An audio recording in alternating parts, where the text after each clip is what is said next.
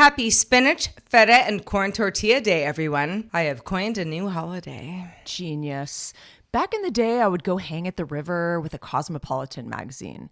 Now I bring my financial planning brochure. Yeah, I found a Botox brochure in one of my 700 totes the last time I moved. Why do I have 700 totes, Heather? Help. How many totes does one person need? Not that many. Movie at home after 7 p.m.? Sure.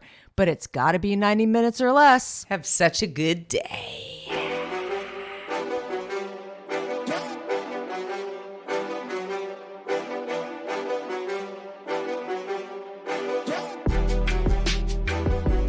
Hello, world, and welcome back to Have Such a Good Day! The show that wants you to do just that. Episode 242. Y'all, we're doing the palindrome dance over here. Palindrome dance, Coming 242. in hot. Palindrome dance, 242. What's up? What's up, world? Oh, yeah. We're starting the show off on a upbeat note here. We're trying to, make our day a little better. Sarah, do you think it's working? It is for me. Slowly but surely. I always, as we always sort of tongue in cheek, but also pretty seriously say to all of you, every time we start the show is life is hard. Let's go shopping. Let's just kind of be buds. Let's all be buds. Let's be buds. Let's be real. Yeah. Let's talk about some of the hard down things. Talk about some of the fun things. Just some of the absurd things. Don't have forget about fun together. That's exactly. That's our goal. And I like the way you put it. It's like a little tongue in cheek, but also there's a little seriousness, which is I would define life like that. It's a little serious. It's a little fun. It's a little absurd. It's a little couple other things. I won't say them, but you got to laugh so you don't cry. How is everybody doing today? Yeah. How's it going out there, internet? Check in. Check in. I wanted to know, Sarah, speaking of checking in, what is going on with all your 700 tote bags? Oh my gosh. So nothing really, besides the fact that I just used 2 of them. But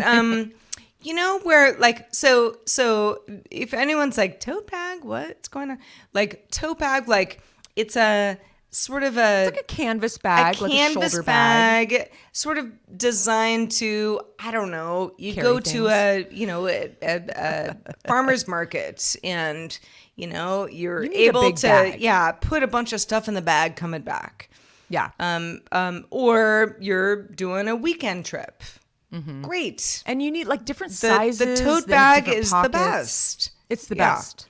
I love a good tote. In fact, I love a good tote because a while back I read an article about a woman who had too many totes and she was trying to decide which ones to get rid of. There was an article about a woman who had too many totes. It was like a and Substack she didn't know kind of what to do. Yeah. Well, she was sort of okay, I have too many. Which ones do I want to get rid of? Oh no, she sold them on her Substack. She was it was like an auction. So she had all these really cool, unique tote bags from different brands or different publications, that kind of thing. And I too have a lot of tote bags. I definitely don't even have 100, but I have quite a few. I have more than I need. And there's something about having a variety and being in the mood for a certain tote. Even my boyfriend, he has some really cute totes. You gotta love a guy with a tote. Seriously, he has some really fun. He has an Al Green tote. You really do. He has a bright yellow tote. Oh no, Elijah's so cute with his totes. And I have my magazine publication totes. They give you a free tote. A lot of them are free. In fact, I'd say half of the ones I have are free from maybe something that I contributed to or a publication that I subscribe to. But then there's the totes that, I might use for the farmer's market or the grocery store or very specific, traveling over the weekend kind of thing. The nice thing about the tote is, it's not like a plastic bag. Mm-mm. You can, they're very sturdy.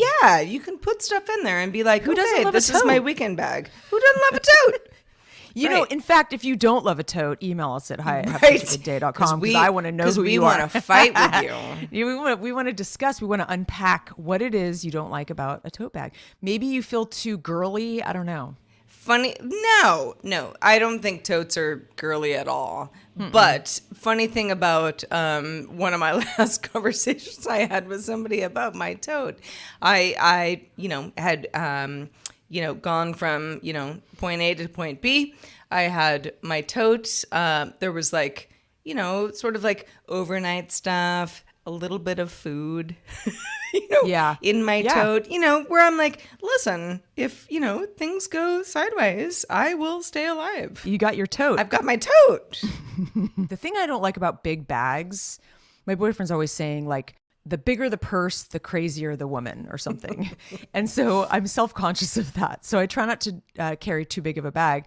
But, if you have too much stuff in a tote bag and it's one big pocket, then it's really hard to find things. If I'm looking for something specific. Oh, no. Yeah. Let's be clear. The best tote is the tote where it seems kind of, mid-sized. Yeah. But then you open it and you're like, oh, there's a zipper. There are several pockets. I can work with this. Sarah, we kind of came in hot, both you and I today into recording. I have like these ambitions for the day, big and small. But today's, I even put it in my calendar because I was like, you're going to do it today. You've waited a year. You are going to do it. And this is the task of detailing my car. There's not, I actually had a friend from LA come visit. She was here for like the long weekend, and we were talking about this because there's really not a lot of people who detail cars up here. It's very bizarre. So you have to like kind of go far out to go to an actual detailer. There's nothing nearby. You may be able to find like a contractor who does detailing and also fixes toilets. I don't know.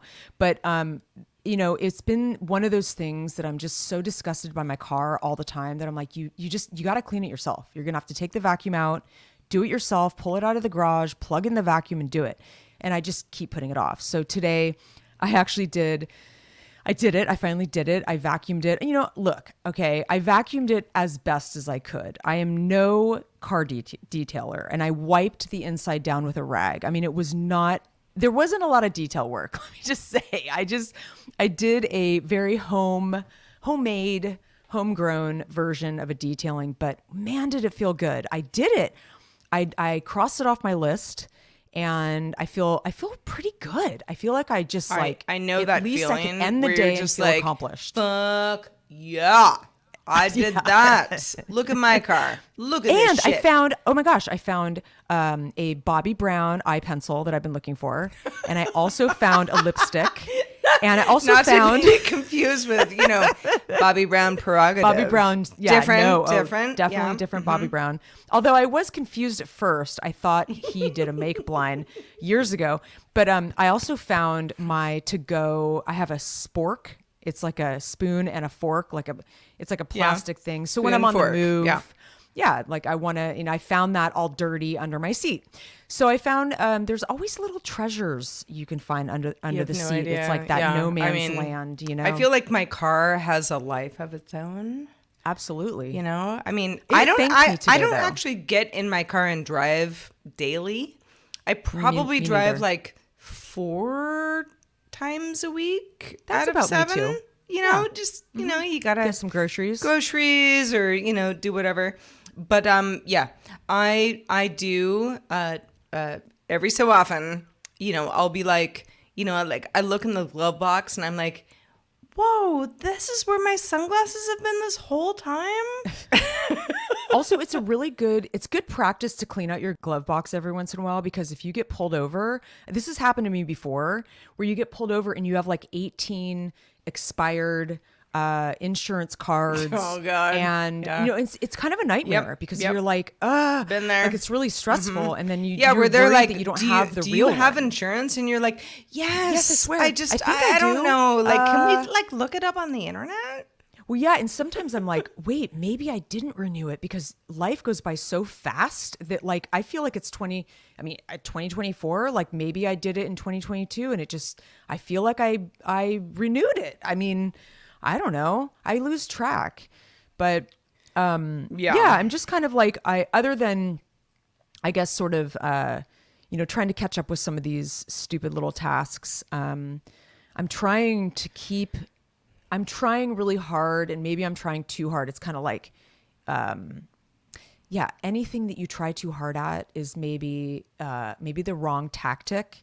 But I have some sleep goals, Sarah. I have some hashtag goals here. All right, I'm let's trying hear to them. hit the 90% sleep score on my Aura Ring.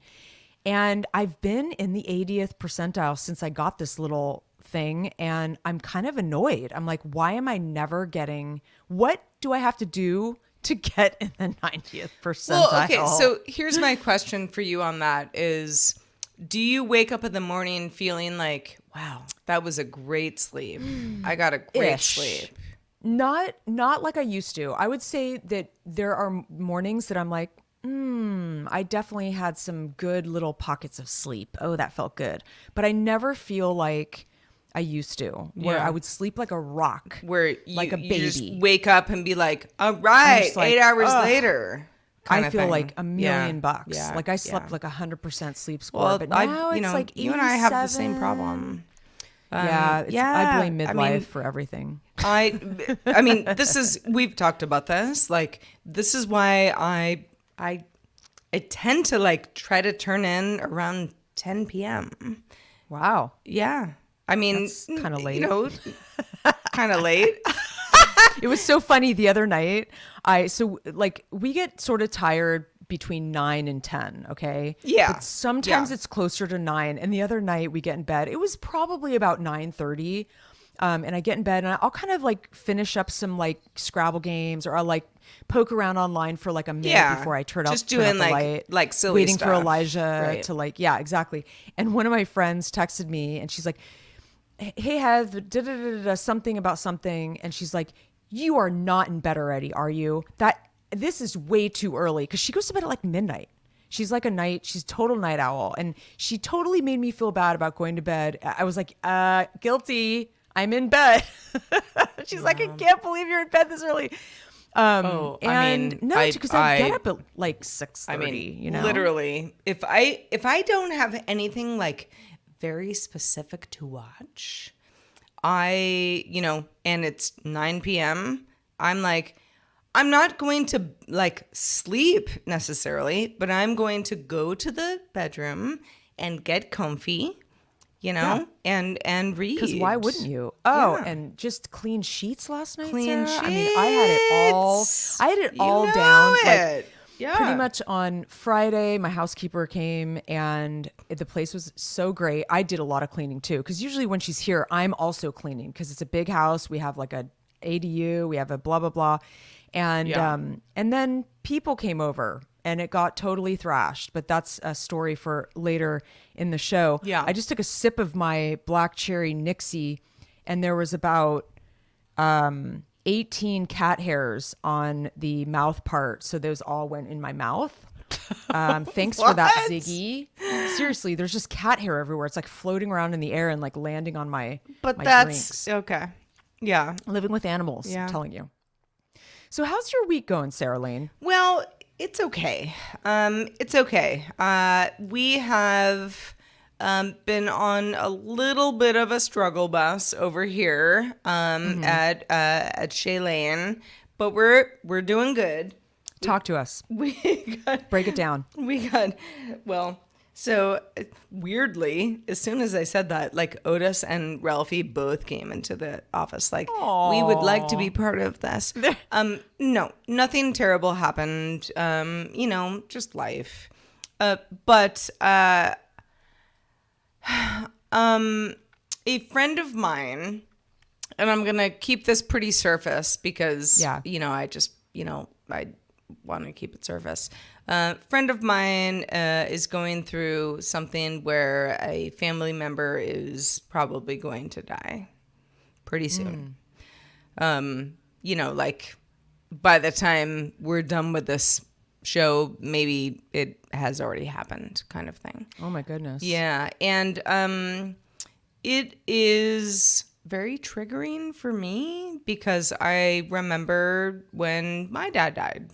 Mm-hmm. And I know that you, Heather, have had, really been through the ringer about, feeling however you feel when your parents have died. Yep. And I don't really know, like, so just to, kind of put this in context, this is a very good friend of mine who does not live anywhere near here. I would, to go to the funeral, have to, take time off work and, buy an expensive ticket and, put Otis in daycare and, that kind of thing. Yeah. And so I was like, well, I'm not going to do that, but I love you very much. Mm-hmm. There are some mutual friends of ours who were like, you're not going? And I'm like, well, am I supposed to? I don't know. I mean, none of y'all went to my dad's funeral. I didn't know you at the time. So like, we're not, doing tit for tat, but like, it's like, it's a confusing feeling. It's a confusing really feeling about like, do you do like the right thing? Because I feel like some people are like, well, to do the right thing, you come to the funeral. And I'm like, okay, well, but that would like be really expensive and like disruptive to my life. And can I just love everybody from afar? From afar. Yeah. Yep. Yeah. Yeah. I mean, I think it's I think these are waters that nobody knows how to navigate, and I think they come up really quickly when you get older, when you get into like your 40s. People's parents start passing. And I think it gets more accelerated. I mean, you hear about friends of friends passing and people even younger than that, but it's a really tough thing to navigate. I don't think there's any right answer. I think that everybody out there who is listening, who has lost someone, like especially a parent, totally knows how awkward it can be and how heartbreaking. But, are you getting pressure from friends of the friend who's losing the parent or of the person who's losing the parent? No. I mean, no, I'm not. I think that there are some people who are like, we're all going, you're coming, right? And I'm like, I can't. Yeah. I just can't. I can't. It's not because I don't, want to, give all the love, but I just can't. I can't jump on a plane and, be in. No, I can't. Yeah. Yeah. I mean, I think it's, it doesn't always work out. And I think, sending a card, sending flowers, sending your condolences in a way that you can, in the best way that you can from afar, I think is, I don't think they would expect everybody to make it out there in person. Yeah. Especially in this day and age. And it sounds like it's pretty far. So yeah, I mean, I really don't think, especially, I don't know how close you were to I know you're close to the person who, I don't know how close you are to the person's parent. I don't know them. I yeah, don't know that's them. The thing. I think it's just being supportive as best as you can from afar for your friend is the best that you can do. Yeah. And just be there for them. And what it's like. You've gone through this, and I think that's the thing when you I don't know. Not to like go into something that's sort of a dark place, but when my father died, I had. There was a funeral, and a lot of people came, and, some of the people that were there were like supposed to be there, like family members, cousins, kind of thing. There were other people who came and kind of tried to like talk to me and, you know, like be part of it, you know, where like I was so fucked up at that time. You know, I was like, I can't talk to you. Like, we can't It's like almost too catch much up. Yeah. Like to have that many people. we can't. We just can't. Yeah. So that's how I always approach these sorts of things with other people. We're all different, right?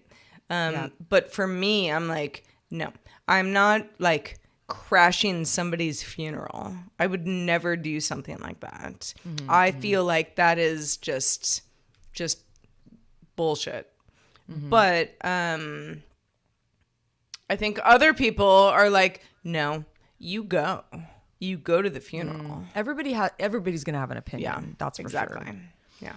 I mean, what if you like, you know, in a few months, like let like things just kind of calm down, and then maybe you can visit them, because maybe you want to visit them anyway, and then just do kind of a follow-up visit, like, you know, to hang out with them. And I mean, I'm sure that would be wonderful, and maybe better, because then, yeah, like you said, there's not that many people that are like kind of wanting to you know, give condolences in person. It can be really overwhelming, but like you're coming in kind of a little later, you know, kind of giving your love like separately and individually.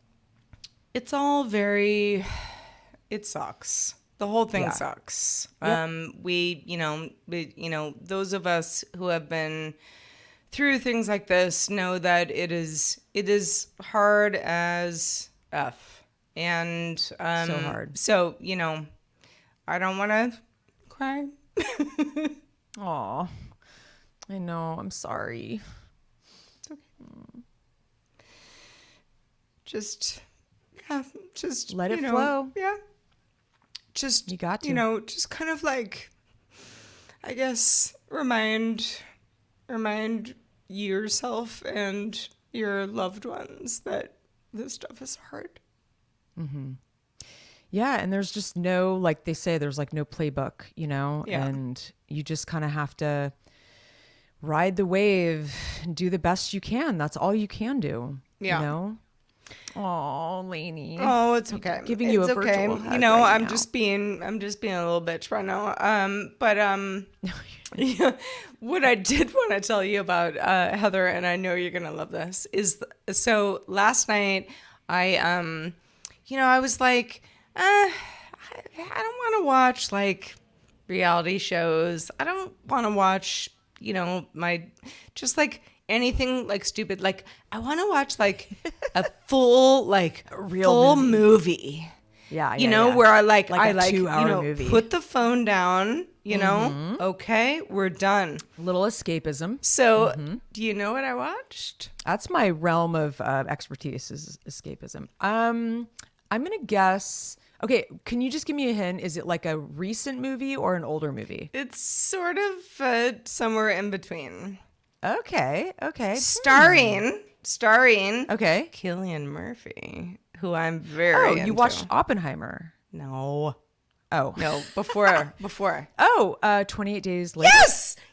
Ooh, Yes! Wow.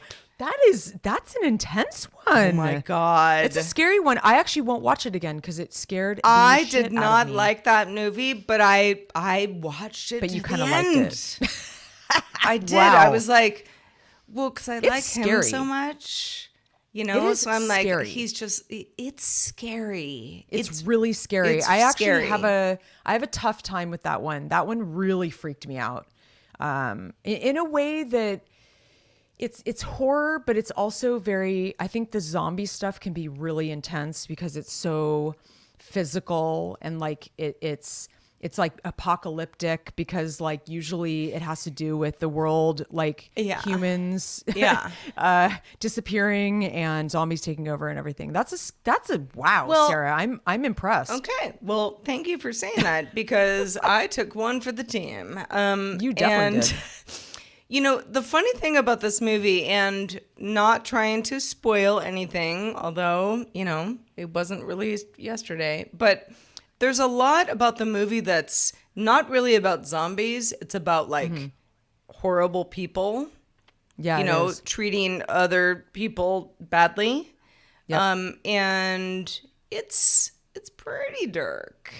It's pretty It's hardcore. pretty Yeah. dark. It Yeah. kind of reminds me of something like The Road, or Yeah. like there's a bunch Yeah. of movies like that where, and even like The Walking Dead, the show is very grim. True story. It's very Yeah. grim. I think that's the word I was looking for. Well, it's funny Grim. because Yeah. I guess like horror is in the air because I watched Creep Show again last night from 1982, the Really? classic. Heather, again? I've seen it like 50 times. It's ridiculous. And the thing is, it's actually not very, I would say that, you know, I would say this type of horror movie is much more like daft than, you know, very kind of absurd. It's sort of silly, a little bit like hokey at times. But there's a horror element. There's like, you know, there's the crate with that creature in there. If you haven't seen it, it's pretty scary. But I watched it because one of my best friends from college was here, and her 10-year-old kid who has been watching some low-key horror movies. He's young still, but he watched Poltergeist and some stuff that, you know, is like very either not rated R or lightly rated R. And so he went into Elijah's library to find some stuff. So he picked out like 5 movies. It was like, I don't know, pretty like, you know, The Gate and some kid like horror movies, and then Creepshow was one of them. So he chose that. I was happy, but I mean, I've seen it a zillion times, but I was kind of watching and not watching, and it was fun to kind of look over at him because I watched Creepshow for the first time around his age, and it's still like, that's a movie that has stuck with me. Like I watch it once a year. And just watching him enjoy it and see it for the first time, and he had his mouth open like a kid would when his eyes were really big, and it was cute to kind of watch him watch it. I felt like I kind of like had a moment, you know, like thinking about me as a kid. And Yeah. we also watched Rumblefish, and Oh my that gosh, was, Rumblefish. I know, and I love Rumblefish. This is one of my favorite movies, but he had just watched The Outsiders, and Rumblefish obviously is a little bit of a step up. There's some racy stuff in there. There's a lot of swearing. But he's a good kid. He knows what the swearing words are already. He doesn't use them. He's a good kid. So the swearing isn't really the issue. It was more, you know, some of the more racy things that happened in that movie. Yeah, adult stuff. Theme things. So there was a couple times where his mom like closed his eyes, but it was kind of fun to just, you know, he got to choose the movies. He wanted to see Rumblefish because he had just seen The Outsiders. So that was cute. And like, we're kind of on a Mad Max thing right now. We you know, I don't know if we're going to go to the theater to see Furiosa. I mean, I want to. Elijah's very, very dedicated to the old Mad Maxes and thinks it's just overdone. It's like, why are we making more Mad Max movies? They're all the same. But so we watched Road Warrior, which is just so good and never gets old. And but I have to say I love having people over. I love having friends in town. It's like always very welcoming and exciting. I like being a hostess, and I'd like to think that I'm a hostess with the mostest. But I do have some limits. You clearly are the hostess with the mostest, Heather. I don't Frank. know, mostly. My but, gosh. But yeah, like, I mean, I do not know how you do what you do. You know, every weekend you're like, oh, so-and-so's coming up with their, you know, kid and their dog, and it's going to be great. You know, and afterwards you're like, that was so fun, but I'm tired. Like I was, you know, I was a hostess all weekend. Yeah. Well, I think the part for me, it's like with my close friend and her kid and their dog, it was great. I mean, she's very chill. Her kid's chill. Dog's a little crazy, but it's a border collie, so it just needs to play a lot. But adorable dog. But yeah, I mean, it's not really that. But then I had some other friends kind of roll through, and it kind of became a bigger thing with said friend. This is the extra friend, but she had 5 friends with her that I had never met before, of varying ages too, and their dogs. And so it just became this kind of, it got a little stressful for me actually. And I felt, I was making food. I had my apron on. I was opening the door. I was like, the dogs were jumping on me, like I was like trying to set stuff up and get people drinks. And I mean, I was just like, I don't know. Like, I don't know if I'm enjoying this. Like, it's a little too much. It's like, I have to draw the line somewhere. There's like, I love socializing and I love like my peeps. But like when it gets to be like 10 plus people, I get a little overwhelmed. And we had a great time. I mean, my small crew, like my best friend and her 10-year-old and the dog, like we had a great time. Like we had not quiet, but like we had dinners at night at the house. I cooked. I enjoyed cooking for them. It was fun. I mean, the dog wasn't in the house. So that there was that. So it was chill, But then I think when 10 people plus their dogs come over and I'm trying to do a million things, it starts to get feels like a little out of hand. And meanwhile, I'm kind of in the process of figuring out, I have a milestone birthday later this year and there's some friends that are trying to put together something out of town. And it's kind of already becoming like a bigger thing that it's the same feeling I'm getting in my gut that I had the other day when I had, 10 plus people here and their dogs. It's like, it gets to a certain number and then I'm not feeling relaxed anymore. I love I'm a one-on-one person, but I'm cool with like a small crew. Like I like 4 people, including myself, or like a small group. But when it gets to be where I'm coordinating everybody past like maybe 4 people and, trying to just like, because I curate like what's going on often. And I'm like, we're going to dinner here and then we're doing this. And then I become the producer. And I just don't want that to happen, especially on this trip. I want it to be chill. Yeah. Yeah.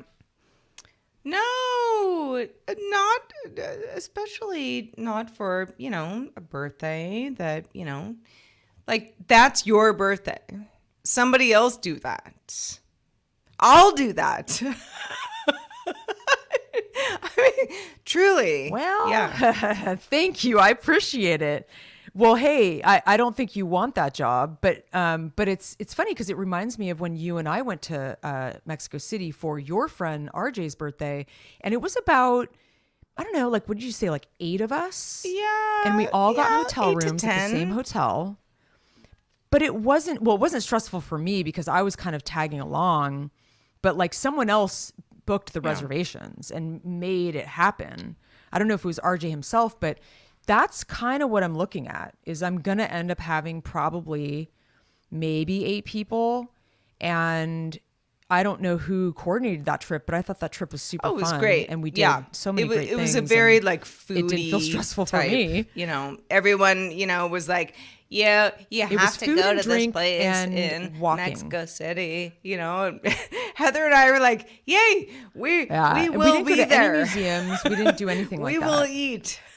Yeah, that was fun. How many years ago was that? It was like 2019. Wow. Okay. 2019. Like 5 years ago. Wow. Yeah, I know. Wild. It's crazy. It is crazy. Well, listen, we're a couple of crazy kids. But we do want to remind you that we do bootstrap the show. And Heather and I do our best. We would love to have more direct supporters. If you want to learn more about that, please go to patreon.com/havesuchagoodday and you can become a patron. If you like talking on the back channel, our Discord is off the chain these days. We're having such a good time in there. So that's a great reason to become a patron. Yeah, and we all get to know each other a little bit more. It's more of a tight crew. In fact, I was chatting with one of our patrons on Instagram. Then we've got our own personal Instagrams. We've got, the show Instagram, which is, there's some tumbleweeds these days, but we try. We're a 2 little lady team. We do the best we can. We do this every week. We actually don't skip weeks if we can help it. which is kind of incredible because a lot of shows take dark weeks, a lot of shows take vacations and holidays and whatnot. But, you know, we're dedicated to the cause of having such a good day, and hopefully helping you have such a good day. Because, you know, yeah, it can be tough out there. It can be. But yeah, I think having this crew, having you guys, having the support, and having y'all in our kind of posse makes everything so much better. So I think it's a good cause, I guess. You know, it's a community. So appreciate anyone who can join us anew or upgrade. And we love all y'all who have been with us thus far. I mean, it's been like over 5 years. So we have some people, I mean, shout out to the people who've been here the longest. Like, wow. I mean, some people, I mean, in our Discord, I mean, I can think of a handful of them have been around since the get-go. It's pretty cool. And I feel like I know them. I mean, you know, from afar and from like maybe a different country, but I consider them friends. So we're lucky gals, Sarah Lane. I do too. We are lucky. Well said. On that note, let's go ahead and wrap up 242. Palindrome. We're gonna go. We've got some palindrome dancing to do, so we're gonna go celebrate. You guys should too. Indeed. It's an exciting. Yeah. Everybody, exciting day. Celebrate. Is there a palindrome dance? Palindrome dance. Ooh. Like maybe there's a dance that is a palindrome. That would be pretty cool. In my pants. Yeah, I don't know. Well, let's we'll think on that. In the meantime. But in the meantime, yes. Thank you to everyone who's with us at all times. We love you so much, and we'll see you next week. Have such a good day.